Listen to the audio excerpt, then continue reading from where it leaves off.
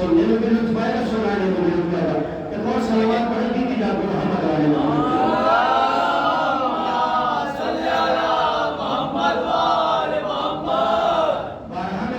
میں بات بیان کر چکا ہوں اکثر مجالس میں، اس کی نہیں ایام نظام کے دنوں میں، کہ آنے والے دور میں اس قوم کا بیڑا آپ کے قدموں پر ہے۔ اب آپ کی مرضی، چاہے آپ بیڑا غرق کر دیں یا بیڑا پار کر دیں۔ پر ہمارے بزرگین اللہ نے تبیر ہو جاتا فرمائے، ان کے سائے کو ہمارے سروں کو باقی قائم و قائم فرمائے کہ جب تک ہے انہوں نے بہت امت کو سنبھالا، بہت کارواں کو لے کے بڑھے۔ اب آنے والے دور میں آپ کی ذمہ داری ہے تو حکم رسالت کہ قرآن کتاب اللہ، رسول السلام نے یہ نہیں کہا کہ قرآن کتاب اللہ، اللہ کی کتاب۔ دوسرے رسول نے فرمایا اطاعتی و اہل بیت، میری طرف اور میرے اہل بیت۔ مسلمان نے اسے بدل دیا، کیا کہا کتاب اللہ و سنتی، ایک اللہ کی کتاب اور ایک سنت۔ بھئی اگر سنت رسالت کو ہی ماننا تھا مسلمانوں تو رسول نے جب کہا کہ رسول کی سنت بھی بیان کر دیتے تو صاحب رسول میں رسالت کتاب اللہ، اللہ کی کتاب۔ جب اللہ کی کتاب کو مشخص کر دیا رسول السلام نے، تو اپنی سنت کو مشخص کیوں ہو گیا؟ نبی خدا کون سی سنت؟ پر مسلمانوں کو تو گنی چنی کچھ ہی سنتیں ہیں، بچوں سے ہو گیا پیجامہ، کمیلاری، جلفے اور آنکھوں میں سرما، یہ سنت پیغمبر ہے مسلمانوں کے رہتے ہیں۔ بھئی اگر اس سنت میں سے کوئی سنت ہوتی جو رسول نے بیان کی ہوتی کہ اللہ کی کتاب دوسرے میں سنت، تو رسول سنت کا اظہار بھی تو کرتے کہ آخر کون سی سنت؟ لیکن آج میں ارادہ بنا کے آیا تھا کہ اہل بیت کے دل کے ساتھ ساتھ شام کے اس پلید نامراد نجاست و خباثت میں پڑھنے والے طہارت سے جسے دوری اختیار جس نے کر رکھی تھی یزید ملعون، اور کچھ بیانات جسے میری عادت ہے کہ میں حالت حاضرہ کو ذہن میں رکھتے ہوئے زیادہ تر اسی پہ گفتگو کرنے کا عادی ہوں، اور حالت حاضرہ یہ ہے کہ اس وقت ایک بہت ہی زور و شور پہ چیز اٹھی ہے، یزید رضی اللہ، جسی مسلمانوں نے، کیونکہ ہمارے نزدیک تو وہ صرف لعنت اللہ کا حقدار تو ہے، رضی اللہ کا حقدار نہیں ہے۔ جب معاویہ جب امام حسین نے اہل بیت کے بارے میں امام کی ہوئی اور امام نے کیا بیان کروایا، جب معاویہ امیر شام آ گیا، جسے مسلمان امیر کہتے ہیں، اور آج کل تو کچھ مسلمانوں نے لکھ کے بھیجنا شروع کر دیا ہے، کچھ چیزیں آنے لگی ہیں سوشل میڈیا پر، علی اور معاویہ بھائی بھائی۔ بھائی انصاف سے بتاؤ کیا کبھی طہارت اور نجاست ایک ہو سکتے ہیں؟ ایک حاکم ہو دوسرا غلام ہو، کیا غلام حاکم کے برابر ہو سکتا ہے؟ کبھی نہیں ہو سکتا۔ پھر بھائی بھائی کیسے ہو گئے؟ میں رسول السلام سے ایک چیز بیان کرتا چلوں کہ رسول السلام نے ایک وقت کو وہ آیا کہ مسجد نبوی میں بیٹھے ہوئے تمام افراد کو ایک دوسرے کا بھائی بنایا، لیکن تاریخ کے آئینے میں نظر ڈال کے دیکھیں کہ علی کس کے بھائی ہیں۔ اس بات کا بیان کرتے ہیں، اپنی منزل سے پڑھنے کی کوشش کروں گا۔ رسول نے مسجد نبوی میں بیٹھے ہوئے تمام افراد کو ایک دوسرے کا بھائی بنایا۔ اب رشتے اکبر ایک دوسرے سے، تم فلاں فلاں کے بھائی، فلاں فلاں کے بھائی، فلاں فلاں کے، جب سارے ایک دوسرے کے بھائی بن گئے تو اس میں سے صاحب اٹھ کے کھڑے ہوئے، کہا جی کیا ہوا؟ کہا عجب منظر ہے، عجب معاملہ ہے، کیا ہوا کیا؟ کہ ہم سب سے ایک دوسرے کے بھائی بنا دیا رسول نے، تمہیں کسی کا بھائی نہیں بنایا۔ بھائی انصاف سے بتائیے، ہم اتنے افراد یہاں پہ جمع ہیں، ابھی میں کہوں کہ آپ ایک دوسرے کے بھائی ہیں یا آپ کا رشتہ دادا بابا کا ہے، دادا بھتیجے کا ہے، دادا پوتے کا ہے، وغیرہ وغیرہ رشتے تقسیم کیے جائیں اور ایک انسان کو ترک کر دیا جائے، اسے بھلا دیا جائے، تو بھائی وہ تو میں ناراض ہوگا۔ بے چینی بھی بڑھے گی کہ سب ایک دوسرے کے بھائی بن گئے، شادی کے شرح محسوس ضرور ہو گئے. ایک منزل تک یہ چلنے کی کوشش کر رہا ہوں. اگر ساتھ دیں گے تو سننے میں بھی مزہ آئے گا اور مجھے سنانے میں مزہ آئے گا. اور آپ اگر خاموشی کے ساتھ سنتے رہے تو نہ تو مجھے سنانے میں مزہ آئے گا نہ آپ کو سننے میں مزہ آئے گا. فضائل آل محمد خاموشی کے دائرے میں نہیں سنے جاتے. فضائل آل محمد سننے کے بعد اظہار خون کرنا پڑتا ہے کہ کس میں علی ولی اللہ کا خون پایا جاتا ہے. اظہار کرنا ضروری ہے. لوگوں نے کہا علی رسول نے دوسرے کا سب کو بھائی بنا دیا، تمہیں تنہا چھوڑ دیا، تمہیں بھی کسی کا بھائی بنایا ہی نہیں. اب مولا کائنات کو ختم ہوئے رسول السلام کی طرف، نبی اللہ آپ نے سبھی کو ایک دوسرے کا بھائی بنا دیا اور مجھے خالی رشتہ اسی سے جوڑا جاتا ہے جو اس کے برابر ہو. بلند اور برتر میں کبھی رشتہ برابر نہیں ہوا کرتا. اللہ کے نبی میں سمجھا نہیں، کالی تم تو سمجھ گئے ہو، لیکن مسلمانوں کو سمجھانا ضروری ہے کہ ہمیشہ ایک چیز کو اگر کسی شے کے برابر رکھا جاتا ہے تو معیار برابر ہونا چاہیے، کردار برابر ہونا چاہیے، اخلاق برابر ہونا چاہیے، طہارت برابر ہونا چاہیے، شجاعت برابر ہونا چاہیے، علم برابر ہونا چاہیے، علم برابر ہونا چاہیے، حکمت برابر ہونا چاہیے، حکمت برابر ہونا چاہیے، قدرت برابر ہونا چاہیے. تبھی وہ شے دوسری شے کے برابر کرتی ہے.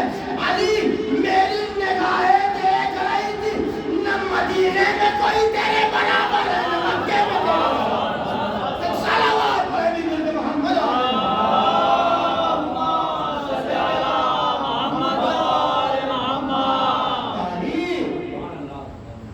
میری نگاہیں دیکھ رہی ہے. میں جانتا ہوں کہ نہ تو مدینے میں کوئی تیرے برابر نہ مکے کے سرزمین میں کوئی تیرے برابر.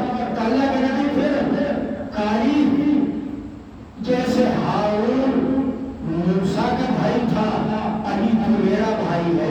رسالت نے علی کو اپنا بھائی بتا کر یہ قانون نافذ کر دیا کہ مسلمانوں کل علی کی برابری کرتے ہوئے نظر نہ آ جانا. تمہارا معیار، تمہارا کردار، تمہارا اخلاق اتنا بلند نہیں کہ تم علی سے برابری کر سکو. یاد رکھو علی اس ذات کا نام ہے کہ جس کی ضربت چلے تو ثقلین کی عبادت تمہاری نظر. امام سجاد علیہ السلام سے یہی سوال کیا گیا تھا کہ مولا آپ اتنی عبادت کرتے ہیں، ابھی 25 محرم الحرام میں گزری ہے، اسی غریب حسین کی وجہ سے شہادت کا دن تھا. امام سید الساجدین، امام کو سجاد بھی کہا جاتا ہے. چھٹے امام سے سوال کیا گیا مولا آپ کو جب کو سجاد کی کہا جاتا ہے. بات آگے درمیان میں کوئی بات بیان کرتے ہوئے آگے بڑھنے کی کوشش کروں گا. امام جعفر صادق علیہ السلام سے پوچھا گیا مولا آپ کے جب کو سجاد کی کہتی ہے. مولانا کا سنو کیا خوبصورت فرزند رسول نے بیان کیا کن پیارے الفاظوں میں. کسون سید الساجدین یعنی سجدوں کی زینت، جس پہ سجدوں کی زینت ہے اسے سید الساجدین کہا جاتا ہے. بڑا مطلب کہ زمین کا ہر کونا جس جس جگہ پہ وہ سجدہ کرے گا وہ زمین اس کی مشتاق ہو جاتی ہے، وہ آواز دیتی ہے کہ سید الساجدین ہے، سجدوں کی زینت ہے. لیکن میرے جد کو سید سجاد اس لیے کہا جاتا تھا کہ زمین کا، کائنات کی سر زمین کا کونا اس بات کا منتظر رہ جاتا کہ کب امام سجاد سجدہ کرے اور مجھے زینت بخش دی جائے. صلوات نبی ملک محمد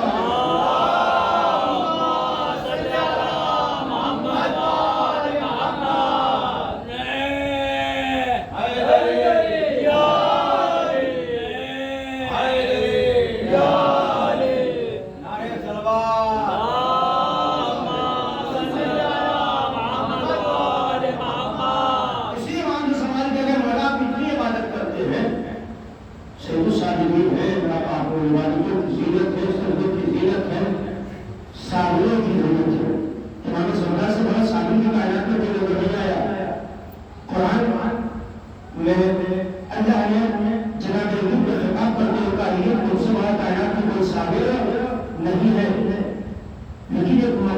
ایسا آیا کہ جہاں پر نبی جیسا مسافر صبر کرنے کو تیار نہیں ہوا، لیکن امام سجاد نے ہر لمحہ صبر کیا ہے، یعنی جہاں سے ایوب نبی خدا کا صبر ختم ہوتا ہے وہاں سے امام سجاد کے صبر کی ابتدا ہوتی ہے۔ میں جناب ایوب نبی خدا نے صبر کیا، مانا سنا ہے آپ نے، صرف اشارہ کروں گا، دولت گئی، اولاد گئی، مال دولت گئی، جاؤ بشم گیا، سارا آرام چین سکون سب چلا گیا، نبی خدا نے صبر کیا، صابر رہے، اللہ کی رضا پر راضی رہے، لیکن جب معاملہ ناموس تک آیا تو یہ نبی خدا نے ہاتھ نہیں پڑھنے، ناموس کا معاملہ ہے، اب صبر برداشت نہیں ہوتا، لیکن ایک واحد کائنات میں جو باعث نہیں ہے کہ جہاں پر ساری کائنات خاموش ہے اور حسین کے بیمار نال سب کرتا ہوا نظر آیا، چاہے شام کا دربار ہو، چاہے کوفے کا بازار ہو، چاہے شام کا بازار ہو، بھائی ایوب نبی جیسا جب عصمت، جب خواتین اپنی عصمت کی بات آئی ہے نا، تب وہاں پہ ہاتھ اٹھاتے ہوئے نظر آئے کہ پروردگار اب صبر نہیں ہو سکتا، لیکن امام سجاد الذات کا نام ہے کہ ماں بہنوں کو پڑھنا کوفہ اور شام کے بازاروں میں لے جانے کے بعد بھی صبر کرتا ہوا نظر آیا، تو اس سے پتہ یہ چلا کہ جہاں پہ ایوب کا صبر ختم ہوتا ہے سجاد کے صبر میں امام سجاد کے صبر کی وہ انتہا ہے۔ اسی بات سے کسی نے سوال کیا، مولا آپ اتنی عبادتیں کرتے ہیں تو کائنات میں سب سے بڑے عابد آپ ہی ہیں، نہیں میرے جد کا صحیفہ اٹھا چکا ہے جس کی ایک ضرورت ثقلین کی عبادت پر بھاری ہو جائے تو یا اندازہ لگا کہ اس کی عبادت کا مرتبہ کتنا بلند ہو۔ یہ میری خطابت کے جملے نہیں ہے کہ آپ کہیں میری صاحب خطابت کر رہے نہیں، خطابت کے جملے نہیں کہ امام سجاد علیہ السلام روایت کے جملے ہیں، میری خطابت نہیں۔ امام سجاد فرماتے ہیں کہ جس کی ایک ضربت ثقلین کی عبادت پر بھاری ہو تو انصاف سے بتاؤ اس کی عبادت کا مقام کیا ہوگا۔ عجب مسلمان تھا، عجب بیوہ مسلمان تھا، عجب عقل کا مسلمان تھا کہ جس نے یہ کہہ دیا کہ جب 21 رمضان کو خبر آ گئی علی مسجد کوفہ میں شہید کیے گئے، مسلمان کا علی کا مسجد سے راغب آ گیا، ارے مسلمان جس کی ضربت اتنی تیز ہو کہ ثقلین کی عبادت پر بھاری پڑ جائے اور جب وہ عبادت الہی میں سر رکھتا ہے قدم سے تیر نکال لیا جاتا ہے، اسے خبردار ہوگا۔ ایک صلوات پڑھیں گے محمد علیہ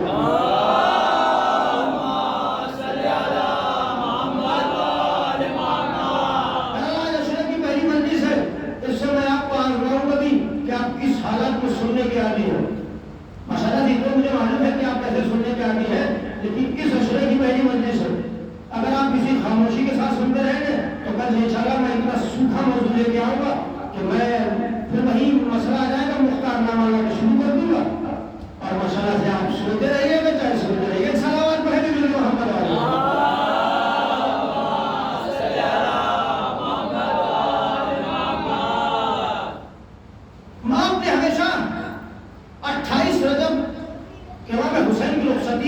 مسائل کے عالم میں سنی ہوگی، آئیے میں آپ کو فضائل کے عالم میں سنانے کی کوشش کرتا ہوں اگر میرا ساتھ دے دوں۔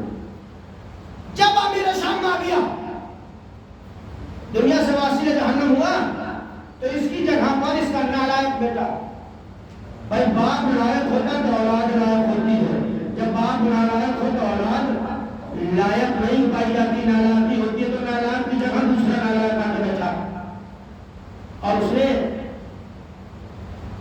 مدینے کے والی کو خط لکھا کہ فرض رسول سے بیعت طلب کی جائے۔ قاصد آیا، امام کو خط دیا، امام کو دربار بلایا، بنی ہاشم کے جوان امام کے ہمراہ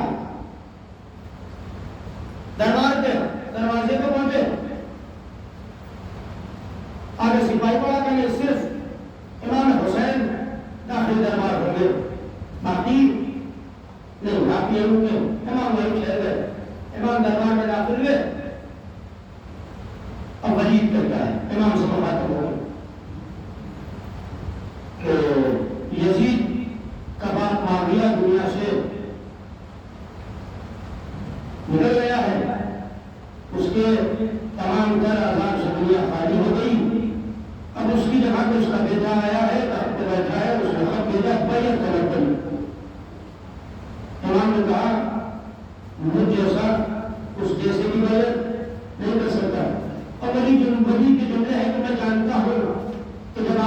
اسامہ نے بیعت نہ کی، آپ کے بھائی حسین مصطفیٰ نے بیعت نہ کی تو آپ کو بیعت کر لیں گے، لیکن دربار ہے تو میں حوالے کر رہا ہوں، اگر ساتھ دیا تو انشاءاللہ منزل کو آگے بڑھانے کی کوشش کروں گا، ورنہ یہیں سے اپنے موضوع کو بدلنے کی کوشش کروں گا۔ امام سے وہ کہتا ہے کہ دربار ہے، میں ہوں، ایک مروان ہے، باقی تیسرے آپ کو چوتھا تو ہے نہیں، اکیلے میں بیعت کر لیجیے، میں یزید کو خط لکھ کے بھیج دوں گا اور بات یہی ختم ہو جائے گی۔ امام نے ولید کی طرف دیکھا، دیکھنے کے بعد امام نے مسکرا کے کہا ولید، مروان کی طرف دیکھا کہ مروان تو بھی باتیں کرتا ہے، فاحشہ عورت کی اولاد، تو حسین سے بیعت طلب کرے گا، یاد رکھ میں فاطمہ بنت رسول کا بیٹا ہوں، کہاں ہوں؟ یہ مجمع کے عالم میں ہوں۔ اب تو مجھے اتنا انصاف سے بتا دے کہ ولید اگر یزید حق میں ہے تو کل مسجد نبوی میں آ کر تمام تر مجمع کے درمیان اس کی بیعت کا سوال کر لے، اور اگر تو جانتا ہے کہ وہ حق میں نہیں ہے تو پھر بیعت کیوں مانگ رہا ہے؟ مروان نے اشارہ کیا، آج بھی زمانے میں آئے تھے، اگر کسی کی گردن اڑانا ہوتی تو اشارہ کیا جاتا ہے، لیکن اسے یہ پتا نہیں تھا ہم ایسے کوئی امام ہی نہیں مانتے جو لوگوں کے اشارے سے واقف ہو۔ امام حسین نے مروان کا اشارہ دیکھا، دیکھنے کے بعد کہتے تو اور حسین کی گردن کاٹنا چاہتے۔ اب یہ صدا بلند ہوئی تھی کہ دروازے میں بنی ہاشم کے جوان تھے جو امام حسین کے ہمراہ گئے تھے، فوراً مولا عباس کی کاروں تک آواز پہنچی، امام حسین کہتے گئے عباس میری آواز بلند ہو جائے تو داخل دربار ہو جانا۔ مولا غازی اسی انتظار میں تھے، اب ماشاءاللہ سے دربار ہے، کوئی خلافت کی جگہ ہے تو وہاں دروازہ کوئی معمولی دروازہ تو ہوگا نہیں جو ہمارے عام گھروں میں موجود ہے، تاریخ بتاتی بھاری بھرکم دروازہ تھا۔ غازی نے قدم آگے بڑھایا، آواز دی اکبر کہتی چچا بنی ہاشم کے جوانوں سے کہو کہ پیچھے ہٹ جائے، کہ چچا کس لیے؟ کہ عباس آج علی کا زور جو خیبر میں تھا آج وہ دربارے ولید میں ایک صلوات پڑھے بھی ملتے محمد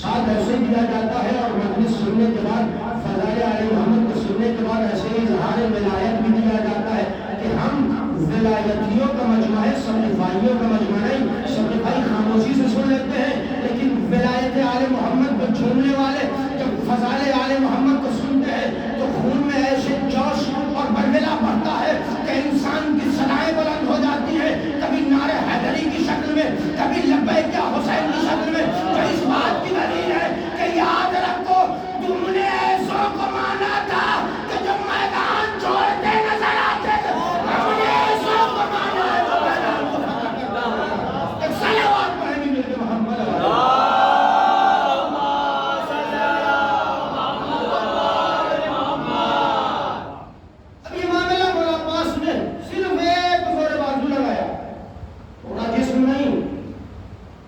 علی کے لال نے علی کی شجاعت کو ولید کے دربار میں بھی انجام دے کے دکھا دے۔ یاد رکھو اسی علی کا خون عباس کی رگوں میں موجود ہے، جس کا باپ دو انگلیوں کو در خیبر اٹھا سکتا ہو، اس کے بیٹے کے بازو میں اتنی دم ہے کہ ولید تیرا دربار کیا ہے، اگر شام تک حسین اجازت دے دے تو نہ یزید زندہ باقی بچے گا نہ طاقت کو شام عباس لمحوں میں یزید کو بھی واصل جہنم کرے گا اور تخت شام کو بھی پلٹ کے دکھا دے گا۔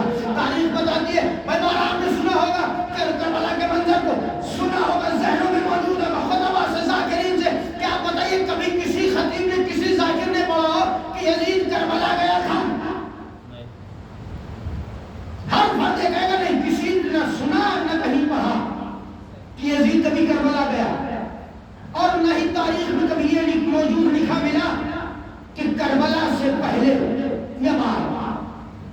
یزید نہ تو مدینے آیا نہ مکے آیا. کربلا یزید کیوں نہیں گیا؟ اسے کسی اور سے خوف نہیں تھا، اسے صرف علی کے لال کامل بنی ہاشم کا خوف تھا کہ اگر کربلا پہنچ گیا نہ تو حکومت باقی بچنے والی ہے نہ جسم میں جان باقی بچنے والی ہے. کیوں؟ بھائی معاویہ کہیں دیتا ہے نا یزید، جب معاویہ نے خط مولا امیر المومنین پر صاحب نے کہا کہ اس کا جواب دینے سے بہتر ہے کہ آپ خود تلوار لے کے چلے جاؤ، تو معاویہ نے بس ایک ہی جواب دیا تھا، مجھے بے وقوف سمجھتے ہو لیکن اتنا نہیں کہ علی کے مقابل چلا جاؤ. پتا ہے کہ تو گیا نہ تو زندہ واپس پلٹا نہ حکومت باقی ہے. اسی کا بیٹا یزید ہے، جانتا ہے اگر کربلا کے میدان میں چلے گئے تو عباس کی ذوالفقار سے کوئی بچانے والا نہیں. بھائی وہاں تو علی کی ذوالفقار چلی، ملک نے پر لا کے رکھ دیا، لیکن عباس کی تلوار چلے تو خدا جانے. قاضی نے بازو پر زور لگایا، دروازہ ٹوٹا، داخل ہوئے. امام نے کہا سینے پہ ہاتھ رکھا، میرے شیر نانا کا مدینہ ہے، حسین خون بہانے نہیں جاتا. اب آپ صبر کرو. واپس آیا دوسرے روز صبح میں سلام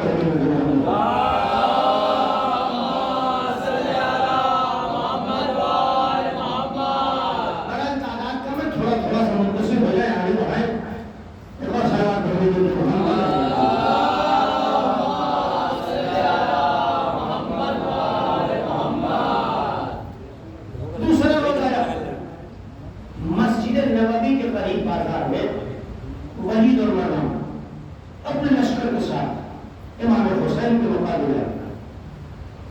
لیکن تم نے مسائل میں فضائل پیدا کرنے کی کوشش کر رہا. سامنے آئے، آنے کے بعد ولید امام حسین سے مخاطب ہو کے کہتا ہے حسین تم نے کل شک کے مسئلے میں کوئی جواب نہیں دیا. امام نے کہا کون سا مسئلہ؟ اس کا تو حل نہیں نکل گیا تھا. کل آپ نے بتایا نہیں، کیا بیعت کریں گے یزید یہ نہیں کریں گے؟ امام نے کہا میں اہل بیت النبوت سے تعلق رکھنے والا. امام نے کہا اہل بیت النبوت نبی نے کا امام. بھائی اگر نبی کا معاملہ ہوتا تو مسلمان ہو سکتا تھا، لکھتے تھے بھائی نبی میں تو سبھی شامل ہو جاتے ہیں، نبی کی ازواج بھی ہیں، نبی کے صحابی بھی ہیں. امام نے صحابیوں کو بھی کنارے کر دیا، ازواج کو بھی سامنے کنارے کر دیا. کیوں؟ امام نے تاریخ دیکھ چکے تھے، امام کی نظروں میں وہ منظر موجود تھا کہ ازواج نبی میں بھی کچھ ایسی ازواج ہوں گی جو مسیح نبی کے سامنے آ کے کھڑی ہو جائیں گی. امام ازواج کو جانتے تھے، اصحاب نبی سے بھی فرزند رسول واقف تھے کہ ایسے بھی صحابی نبی کے ہیں کہ جو نبی کی وفات کے بعد میت نبی میں شریک ہونے کے بجائے حکومت بناتے ہیں. امام جانتے تھے. امام نے کہا میں اہل بیت النبوہ میں سے ہوں، نبی میں سے نہیں ہوں.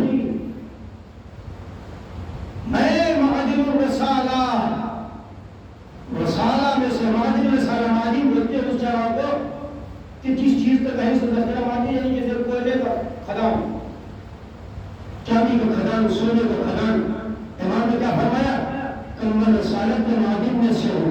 امام نے بتا دیا یاد رکھو حسین نے اگر یزید کی بیعت کر لی تو ماجر یعقوب نے یزید کی بیعت کی، نوح نے یزید کی بیعت کی، ابراہیم نے یزید کی بیعت کر لی، موسیٰ نے یزید کی بیعت کر لی، اسماعیل نے یزید کی بیعت کر لی، لوط نے یزید کی بیعت کر لی، یونس نے یزید کی بیعت کر لی، یوسف نے یزید کی بیعت کر لی، یعقوب نے یزید کی بیعت کر لی. اور انکار بیعت حسین ابن علی اس بات کی دلیل ہے کہ انکار حسین، آدم کا انکار، نوح کا انکار، ابراہیم کا انکار، اسماعیل کا انکار، اسحاق کا انکار، یوسف کا انکار، یعقوب کا انکار، یعنی حسین نے انکار بیعت یزید کر کے آدم کی نبوت کو بچا لیا، نوح کی محنت کو بچایا، ابراہیم کو بچایا، موسیٰ کے علم کو بچایا، عیسیٰ کے زہد کو بچایا.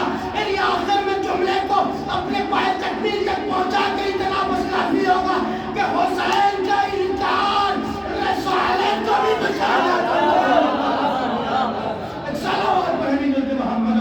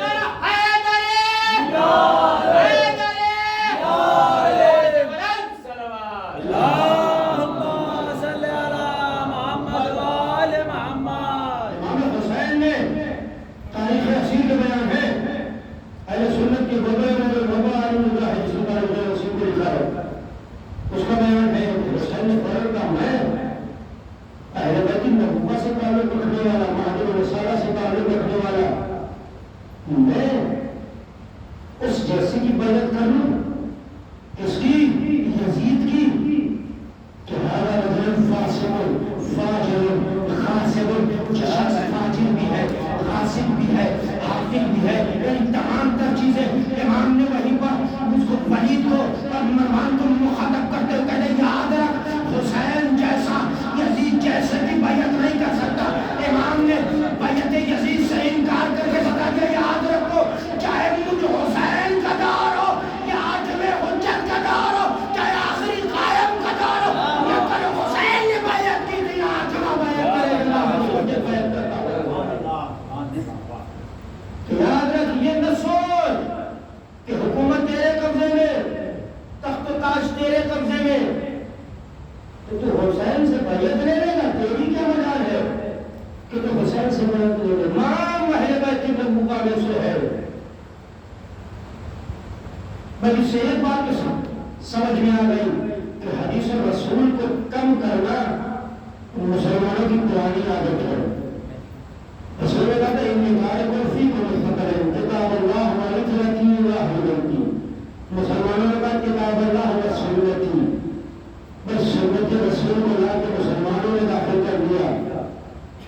کبھی کیسی سنت کھوچا کلام سنت نبی، مرداری سنت نبی، سرما سنت نبی، زلفوں کا بڑھا لینا، کالی کملی والا رسول. مسلمانوں جس نبی کو تم نے 40 برس کے بعد نبی مانا ہو تو تم سے کچھ بعید نہیں ہے کہ تم اس کی حدیثوں کو جھٹلا سکتے ہو. اور تم یہ چیز باتیں باتیں پیغمبر اسلام بہت زیادہ ہوئی اور سب سے زیادہ تو جاری حدیثوں کو گڑھنے والا راوی کا تاریخ میں اس کا سب سے زیادہ نام ہے. بہت ہی صورت میں تاریخ میں رقم کیا ہے. تو جس مرحلے میں سب سے زیادہ جاری حدیث ہے جسے ابو ہریرہ کے نام سے دنیا جانتی ہے، اس میں سب سے بڑی جاری حدیث رقم کی تھی. حدیث رسول کیا تھی کہ نہ تمہارے درمیان دو دعا کا دو چیزیں چھوڑے جائیں کہ قرآن اور دوسرے اہل بیت میری کیا. یاد رکھو ان سے وابستہ رہے تو حضرت کوثر تک آ جاؤ گے، مجھ سے ملاقات ہو جائے گی. لیکن امت مسلمہ نے انہیں حضرت رسول کو نہ پہچانا اور اتنا مجبور کر دیا کہ خود رسول کی بیٹی مسیح کرتی ہے صبح یا مساء ابھی کے بڑے مرسی کا پھندا لانا گیا، حسن کو زہر و بقا سے شہید کیا گیا. آج بہرحال سوال ہوتے ہیں کہ امام حسین کا روزہ بنایا جاتا ہے، جناب فاطمہ زہرا کا روزہ بنایا جاتا ہے، امام ابو رضا کا روزہ بنایا جاتا ہے، مولانا حسن مشتبہ کا روزہ کیوں نہیں بنایا جاتا ہے. اندازے کا غور طلب بات ہے کہ جس کی قبر بھی سائے کی محتاج ہے، ایک روشنی کی محتاج ہے، اس کا روزہ کہاں ہے. آج اتنا ظلم حد سے بڑھ چکا ہے کہ چاہنے والوں کو قبر چھوڑنے کی بھی اجازت نہیں. صرف زہرا کے غریب کی قبر کے قریب اگر بلند آواز سے کسی نے سلام بھی کر لیا تو فوراً آواز دے دے بدعت ہے، سلام نہ کرو. اس کا روزہ کہا جس کی قبر ہی کے سایہ. اسی اہل بیت رسول میں سے کئی حدیث حسین غریب کے نام سے بنائی گئی. حسین نے حضرت کو کربلا کے لیے سامان سے تیار کیا، کربلا آیا. 10 محرم کو حسین شہید ہوئے. 11 محرم کو ہوئی 80 کو اہل حرم کو اسیر کیا گیا. ایک رسم لائی گئی، تمام پر بازو سے رسم باندھے گئے. روایت حوالے میں مسائل کا مجمع ہے، میں اس کے بعد میں استعمال کرتے ہیں. فضائل میں میں نے ابھی کے شعر کا ذکر کیا تھا، اس مسائل میں بھی ایک روایت علی کے شعر کی طرف پڑھتے ہوئے بس آپ کی ضرورت کو تمام کر دوں گا.